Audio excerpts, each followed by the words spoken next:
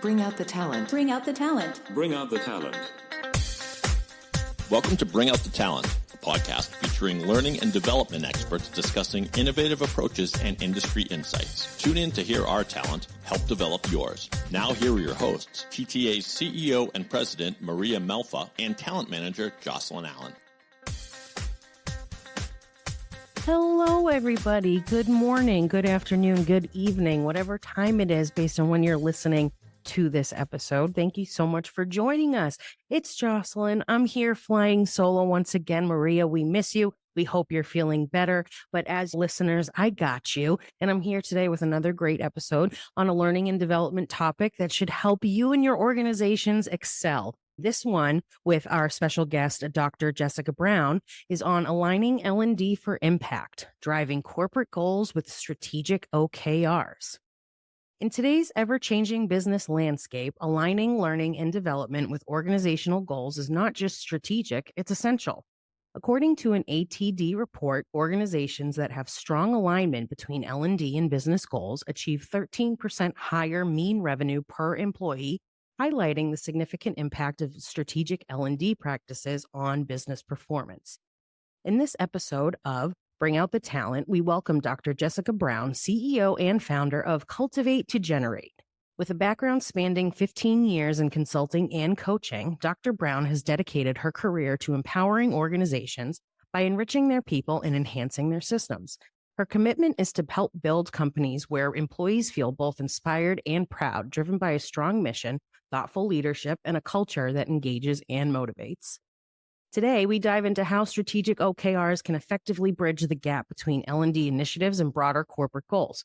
We'll discuss strategies to foster an engaging workplace culture that aligns with long-term organizational success.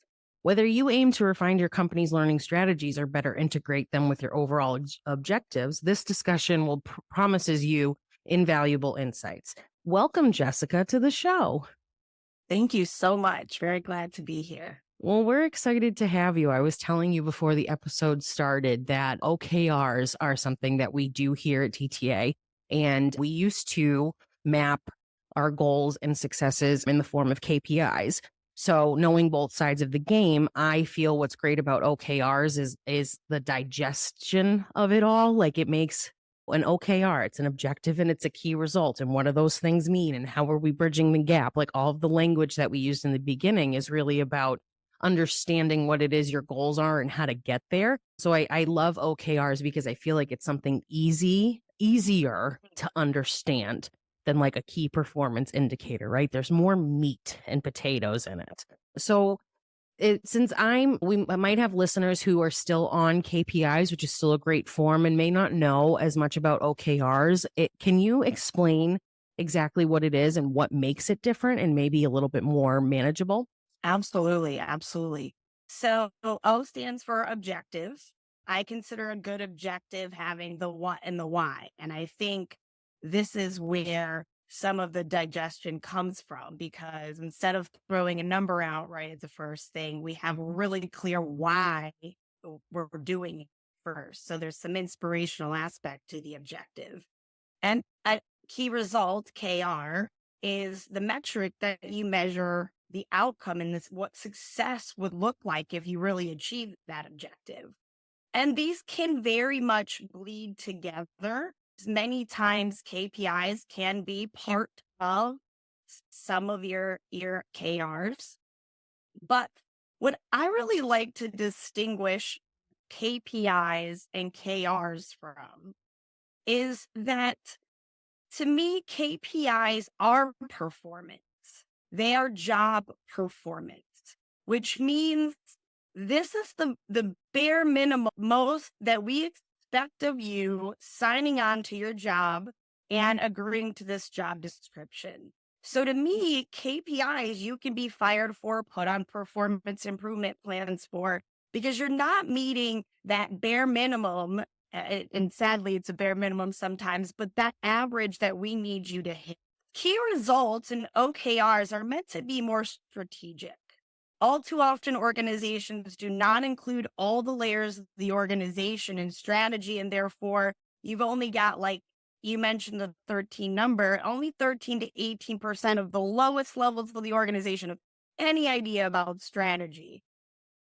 And strategy is really the whole where the organization's going. So a key result in an OKR for an individual, a team, a department, and the organization is about strategy. So it's more aspirational, meaning we're not going to fire you if you don't hit that key result because we want you to shoot high.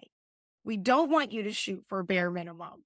We want you to be aspirational. And that's where Google really brought out OKRs, is because if you look at Google's first 3 key results, every year, the first year, they barely met half of their key result. Instead of backing away, they more than doubled their key result goal for the next year. So by the 3rd year, they actually achieved it because they kept being very aspirational. So I really like to distinguish the two by saying performance isn't a KPI, because you really can be let go or put on a plan or moved out of your position because you're not meeting that performance level. Strategy is, where are you taking us next? How are we improving? How are we getting to the next level over the next period of time? Right. Yes, I agree with you. I think that that's what makes it a little like you get the aha moments from OKRs, right? Versus, okay, I understand what I have to do and how I'm going to be, I don't like this term, but rated effectively, like on my job, right? And you can even have KPIs within an OKR, right? That says if we're starting here and we want to get to this goal, these would be some things that would show us that we're heading in the right direction. This is a KPI, but overall an OKR is something that promotes growth, right? And I think, who doesn't want that in an organization? We're not here to be stale. We're here to scale. So, and that rhymed. I'm going to tag that. Why do you think OKRs are so important to today's business environment? What's going on in our climate right now that makes it having OKRs and understanding them so imperative? Well, I think that you just hit on it, that aha moment. At every level of the organization, we know that we're facing workforce issues. People, if they're not engaged, they're not staying. They're pursuing entrepreneurship. So we really need to find ways to keep people engaged. And the way that we do that is by having a great environment that I feel I contribute to, that I know how I'm contributing to that great big impact we're making with our company and our organization. And so when OKRs are done well, each layer of the organization, from the big organizational goals for the next 4 years or 1 year, down to a department, to a team, to an individual, understands how they contribute and how their team contributes up the scale to accomplishing. And so that gets people's hearts involved and engaged, and that gets their minds engaged. Agreed. The other thing, real quick, sorry. No, don't be sorry. Go. The empowerment. When OKRs are first started, or people at the lower levels feel as though they're originally dictated down, and some organizations do it that way. But it's meant to be the seniors setting them, and then the teams writing their own to contribute. Mm-hmm. So that there's this empowerment where I get to choose what the priorities are. Do I take a moment to align with my leader and make sure I'm on the right track? But there's this engagement of writing OKRs with your team. And it all depends on how the organization does it. But the way we kind of recommend it and do it is the leaders writing OKRs with their team at the same time. Everyone is engaged in writing the plan, writing the metrics, writing where we're going. So there's a lot more empowerment in your job to be innovative, to say where we're going next, and to be involved in the decision making, which a lot of people are craving in their organizations. Right. I agree with that too. I don't think it's reflective of any type of role.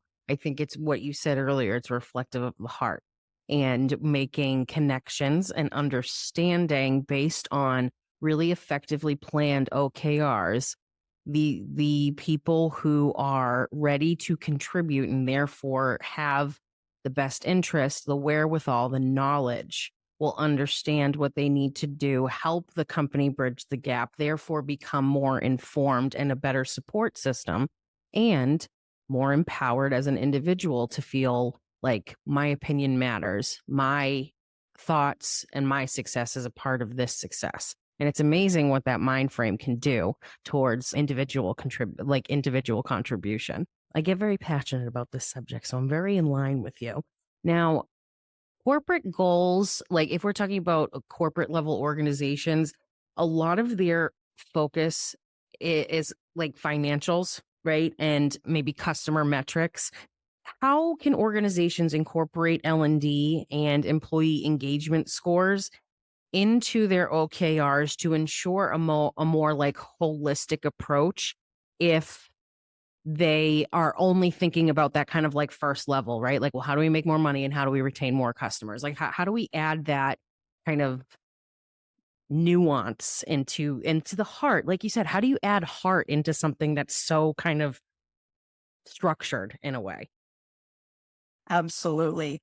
So this one hits it right on the nose. As first, let me say, a strategic plan. So OKRs is one of the tools in my toolbox. I see this so much in helping organizations write their goals. It's very, and understandably so, because those are huge survival mechanisms, right? If we don't have the financials or the customers, we won't have the financials, we won't have any employees.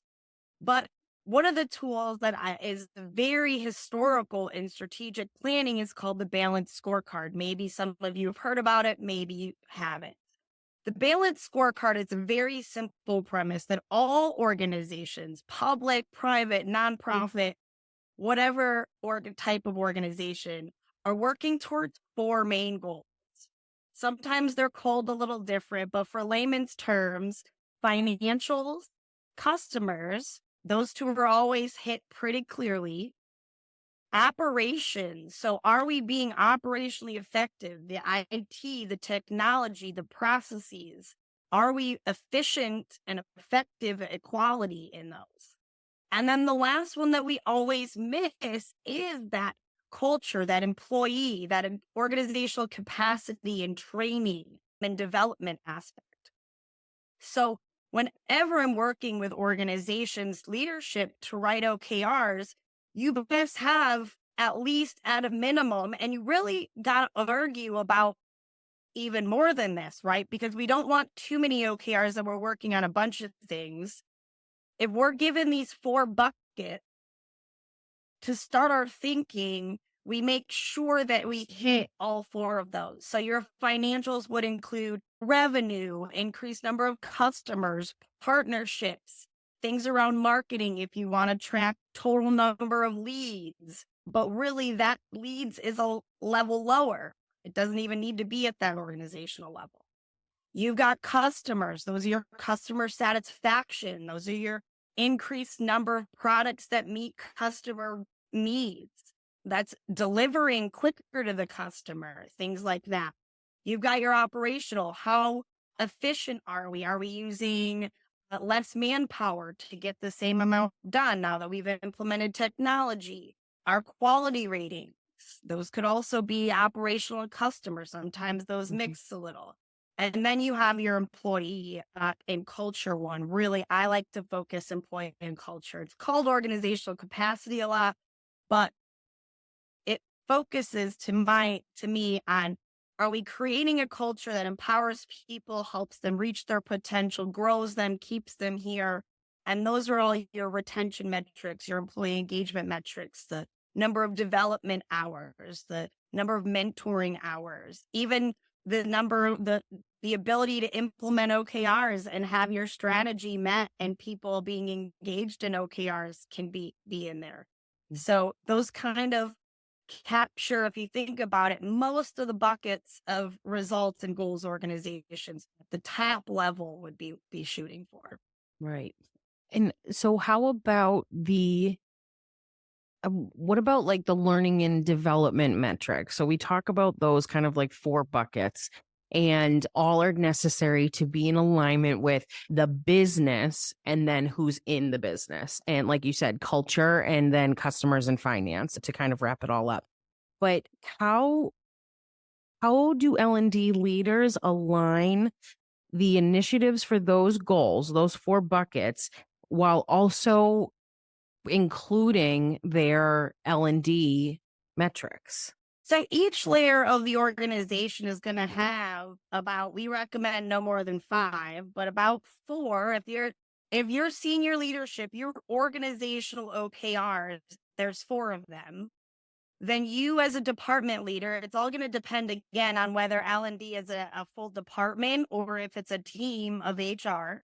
But L&D, just like every other team or department, is going to take their moment in alignment and in planning, that we call it, once the level above you has written their OKRs. So for example, for easiest, let's use L&D as a full department. Mhm. The organizational leadership's going to go write their big 4 goals. They're going to write a goal on employee culture. We'll start with that one because that one's the most obvious. They're going to have employee engagement. Well, what engages employees? Things like training, being able to grow myself, career path, mentoring, coaching. Those all come from learning and development. A lot of times there's other things that there's not in the employee OKR or the organizational OKR about employees. If there's not specific training spelled out, a lot of times there will be a certain number of trainings offered a year. Mhm. And then we actually say improve that, but we'll talk about that in a sec. A lot of times L&D can miss out on some of the other organization contributing to some of the other organizational goals. For example, our customer service. Well, guess who improves our customer service representatives and their ability to provide better customer service? Well, let's do some training on that. Let's do some role playing. Let's do some exercises and actually call in and test our people here and there and just practice.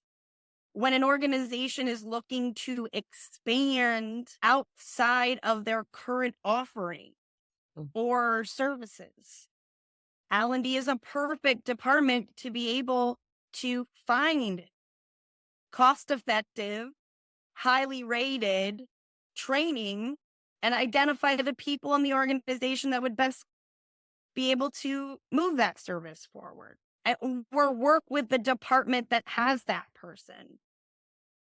And so L&D plays a huge role in keeping employees engaged and keeping the organization mentally moving forward. Right. I'm glad you said that because it's like the major umbrella of OKRs, I think, in general, because learning and development can be so many things. And anytime you're doing something new and you need either change management or training, like you are in L&D now. So it's even though it could be purely financial that you're focusing on, like that one pillar that you're focusing on, if you need, like I said, if you need any of those things, you're in L&D now. So like, it's important to make sure that those areas are being focused on as you develop like into your OKRs and therefore the journey of success that you're on or the path that you're mapping out.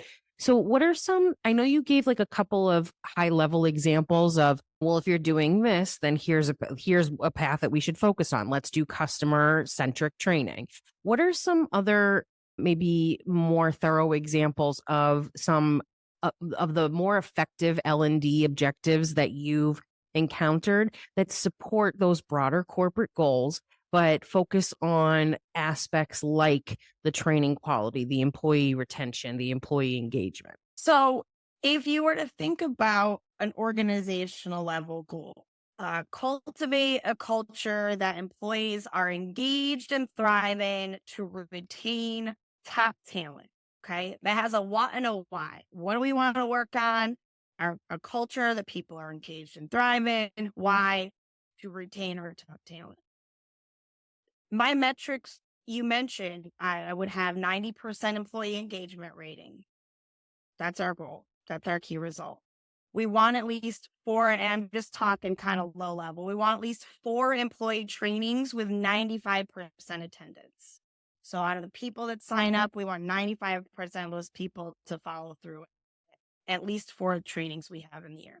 L&D, again, pretending that they're a department that directly reports into a CEO of some or the top leader. Their OKR would now become looking at those key results and the objective and seeing and asking themselves, where do we contribute? So, for example, they might come up with an objective that says, enhance our training and development programs to keep employees engaged and reach their potential. What do we want to do? Training and development programs.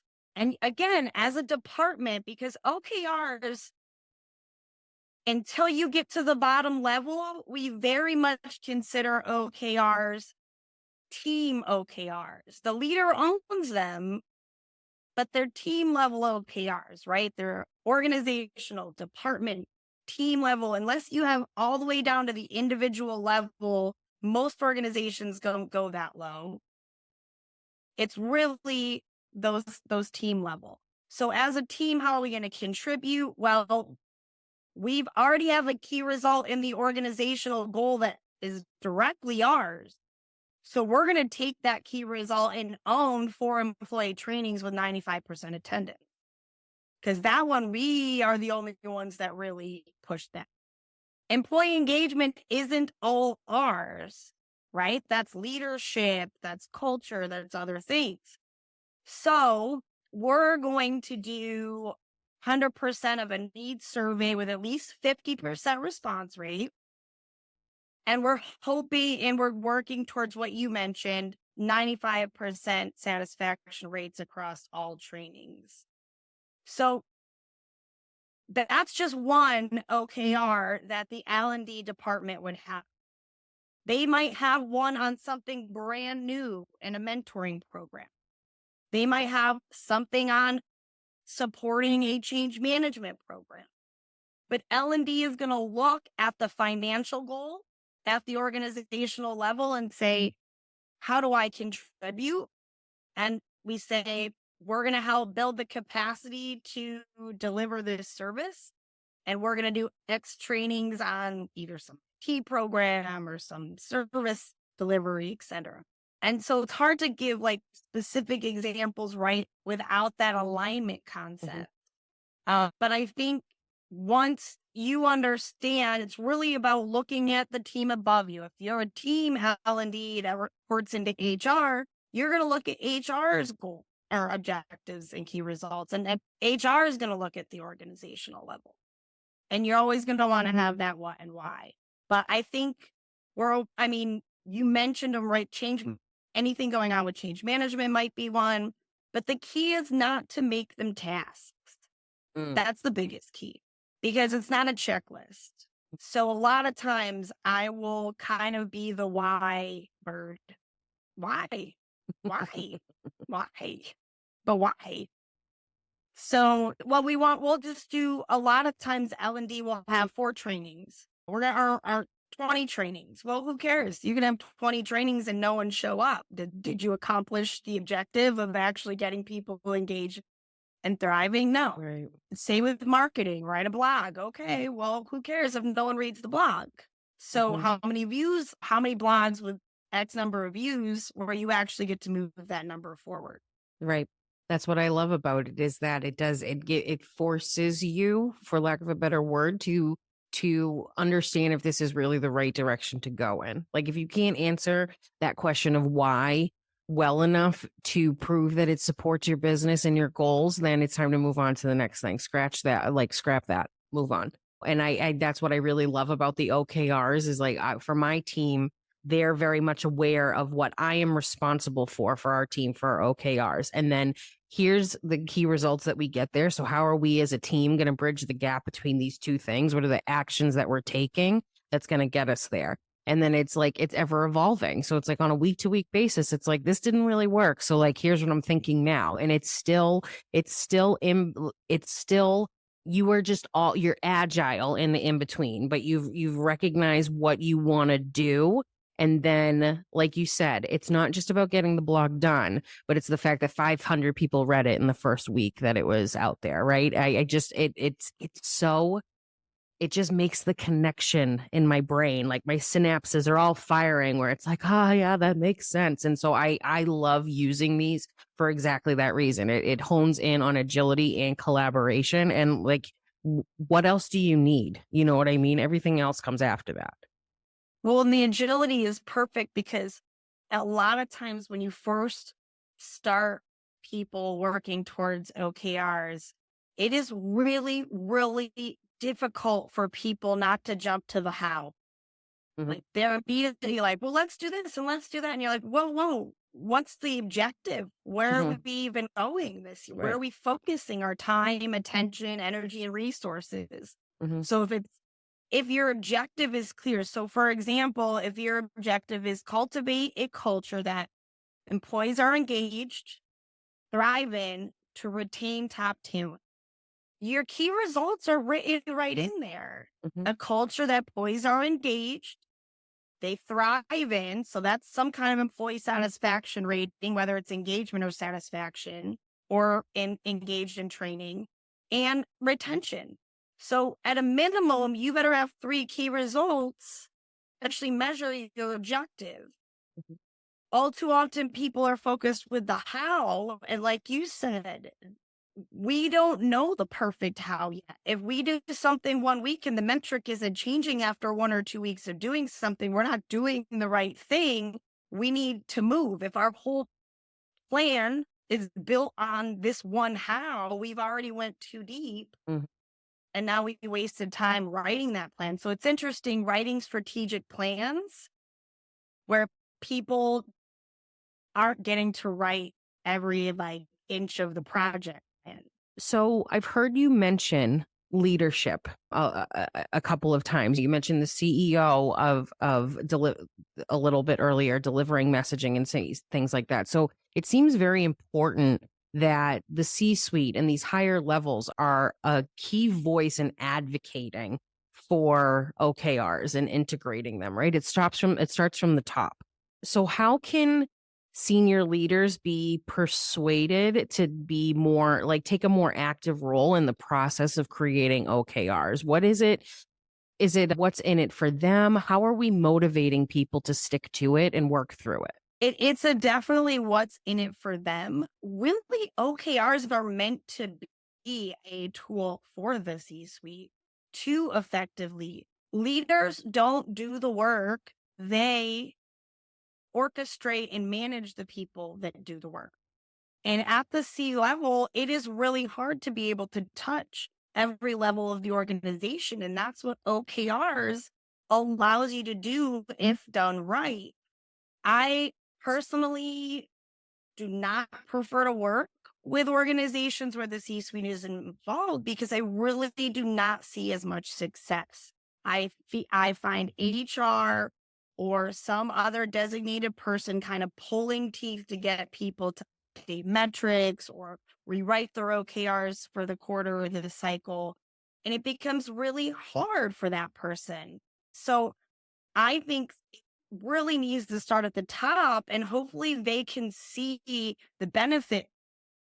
We know leadership speaks in numbers. So coming with that data, 13% that you mentioned, just L&D, multiply that towards every department and team in your organization having OKRs. The organizations with alignment at this level see anywhere from 36 to 56% more profit, Oh, um, better cost effectiveness, efficiency. I mean, the whole gamut. So really, this is a tool for leadership to do the work that they've been designated to do at the level of their organization. right. Makes so much sense. So now we're talking about top down and kind of like that ripple effect. Does that mean also that cross departmental collaboration is important? Like how are we utilizing that, or how important is that in setting and achieving OKRs? Does it have anything to do with communication or things of that? What sort of skills are we learning by putting departments together for setting OKRs? I think cross collaboration is essential in anything, right? But the way that OKRs are set up, an organizational OKR is what we call a superordinate goal. It is so big, it cannot be achieved by one team or the other. So when we do OKRs, we really kind of preach about the alignment process. Not all organizations really make sure to do what we call alignment up and down and across. So like when you were talking about L&D earlier, it's really also up for L&D to not just go up the chain and look at the organizational goals, but understand they are a pivotal support to the other teams that they work alongside. And going to them and saying, well, sales, are you guys going to need any training this year? Oh, sales already has some training planned in their OKRs. I didn't even know that, right? Oh, hey, customer service, do you have any plans for the learning needs or training this year? There's a lot of departments that are pivotal support to the other departments. And so that cross alignment, sales and marketing have to align and share their own. Now, it doesn't mean they're on the same team and have the same OKRs. That means when they're in the writing process of OKRs, they go and talk to each other and say, oh, you were going to, oh, okay, well, I'll wait to do that next quarter or et cetera. And I feel like what I've seen a lot too is that the OKRs are dependent on each other, especially if it comes to, like you said, marketing and sales pairing. If I'm doing this, what is that going to do for the sales department? And therefore, what should their OKR be if this is a new asset that they have to work with, right? So, and vice versa. If I'm trying to achieve this goal, what do I need marketing to do to help kind of open the door for that to happen? I've seen that in so many manners that to the point where the way that and I kind of want to ask you about this after, but we use a specific tool to track these things. So we'll put like the account owners on them. And a lot of times it's every department team lead that's on there as the responsible party, because that one thing needs all 4 departments to contribute to. So everybody has it on their thing, but they're each in tracking their individual action or key result. And the collaborative effort is the percentage of which we've achieved that goal for. The tracking tool makes it easy to see that. But I mean, almost every single one of the objectives has another party tied to it. That's where I distinguish to contributor and collaborator, right? Contributor, my result, sales has to achieve that revenue for the organizational goal to be met. They can't do that without marketing, but marketing doesn't own that sales revenue number. They own lead generation that gets sales. Right. So they are a collaborator to get sales to win, but marketing doesn't own that. So it's kind of, and as well as sales to customer success and customer service, right? That handoff from, if you sell them something we don't really provide, I can't. The whole system, the whole journey. Right, absolutely. So as far as tools goes, I'm curious if there are any particular tools or technology that you use yourself or in organizations to track OKRs, or how do you work around that? Like, what are they? I guess it is some form of measurement, but I'm thinking more tracking. What do you suggest people use to stay in line and actually see their progress as it's happening? Absolutely. So I do collaborate with several different products. I don't necessarily push one or the other. I think every organization really has to, one, already has certain IT and platforms involved. 2, it's really hard to add one more login to the system. So I've found OKR tools and then what I call OKR plus tools. And I do migrate towards the OKR plus tools, which also some have LMSs, some have career pathing. Some have surveys where you can do your pulse checks and employee engagement surveys right in there. They have note tracking for OKR meetings when you're actually in execution and having the meetings that you should be having. So whenever you can kind of expand that usage, I do like those. I don't necessarily want to name drop any today, but That's okay. all of them are pretty good. Yeah. Go to GTM Hub. I worked with Unlock OKR actually. I worked with a lot of the originals that have now been kind of sold even to bigger conglomerates, creating that plus feeling, interestingly. So must have a tool. I say this to every training I've ever had. Everyone, for the most part, sets, whether you really set it hard or not, some type of New Year's resolution. And most of us fizzle out by the end of the month. That's the same thing as a strategic plan right now. So really planning OKRs is effective because it creates, if you do it right, an execution process, what I call strategic management, right? You don't just plan it. It's a consistent management process. And the tool helps manage that in a simple process where CEOs can see exactly where results are just by logging in. Right. I think it's essential. I think if you don't have one, there's just no way. I mean, unless you have one of those brains that I'm really jealous of that can just like compartmentalize things without a written to-do list, then like kudos to you. But otherwise, it's like, how do you have to physically look at things in the system that are recording data, and you got to track that data that tells you where you're going. So without a tool like that, you can get lost in the weeds and forget where you're going, and then forget about it quarter to quarter, what you've achieved this first quarter and how it evolves to Q2. You have to have a tool to track it. It also expands transparency. Your leader can check Right. in on what you've been doing. So I don't have to micromanage you. I could just check in, see what you're doing. You're all good. Right. Gives you notifications to update results. Yes. Yep. You know what I mean? It pushes things so that people are like, hey, you haven't updated your results in 3 weeks. We need to know where you're at. So Right. if you're on or off, we can do something, you know. Right. Mm-hmm. It raises that red flag much quicker. Right. Right. So looking forward, how do you see the role of L&D evolving in strategic corporate planning? Like what steps can companies take now to prepare for the changes that we might be seeing? I think we mentioned before workforce. I think that as we continue to have a workforce that's really insisting that workplaces be engaged and things like that, I think that's going to be huge.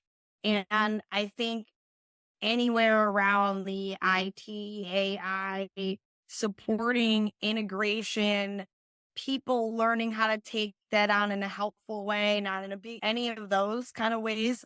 I know they're not the necessarily soft skills and fun stuff, but finding ways to engage people remotely in training versus getting them to the room. A lot of people, we're trying to do more remote. There is some stuff lost. So that'll be something learning development will have to continue to explore. Right. I think it just evolves as we evolve too. It's one of those things where change is imminent. It always is. You don't know when it's coming, what it is, but you just have to be ready to make adjustments, kind of fail quickly and recognize your successes quickly and make adjustments and go. And like OKRs are exactly the tool to do that. And I think that whether it's called an OKR or it evolves into being called something else, at the end of the day, you need to know where you're trying to go and understand what you have access to in order to get there. And you can't be quiet. You got to be collaborative. You got to speak up. And you have to be open-minded and willing to facilitate feedback as well. Yeah, Absolutely. awesome. Well, this was a really, really, really great and informative episode, Jessica. So I really appreciate you joining us and giving us all of this info on OKRs. But now we're at a phase in our podcast episode relationship where we need to tell the people a little bit more about you. So now it's time for the TTA 10. It's the TTA 10 final questions for our guest. All right, Jessica. So you know the deal. I have 10 questions for you that I'm going to ask rapid fire. We're going to put 90 seconds on the clock, and the goal is to answer them in under that 90-second time limit. If you do, we will have a little celebration for you. We're at like a 99% success rate on the TTA 10, so we're going to have to probably make it a little bit harder one of these days, but it also is really fun to celebrate you. Yeah, no, you're going to be fine. Trust me. When I read the first one, you're going to be like, oh, it's this. Okay. But the goal is to get to know you a little bit better and celebrate you for being a champion. So let's make that happen. Okay. Are you ready? I am ready. Okay, David, I hope you're ready too. So 90 seconds on the clock, please. 90 seconds on the TTA 10 clock, beginning now. All right, Jessica, what's your favorite color? Green. Me too. Where is the one place that you would love to travel to that you haven't been to yet? New Zealand. What is 5 + 2? 7. Who is your favorite Disney villain? Cruella de Vil. What's your favorite TV show? Either now or all time. Oh, Manifest. Good one. How much is that doggy in the window? $2. Who would play you in a movie about your life? Alyssa Milano. You can eat only one food for the rest of your life. What do you choose? It doesn't kill me. Mashed cheese. If it doesn't kill you. And if it does, if you weren't a learning consultant, what would you do? Probably a lawyer. Okay. What kind of animal would people say best describes your personality? A cat. A cat. Okay. Awesome. Well, that's 10 questions. David, I feel pretty good about that. Give us the good news. Yes, not a moment was wasted, I think, but let's make it official and check the TTA 10 clock. With time of just 1 minute and 10 seconds, Jessica is easily under the threshold. Jessica, Well done. see, you did it. You did it.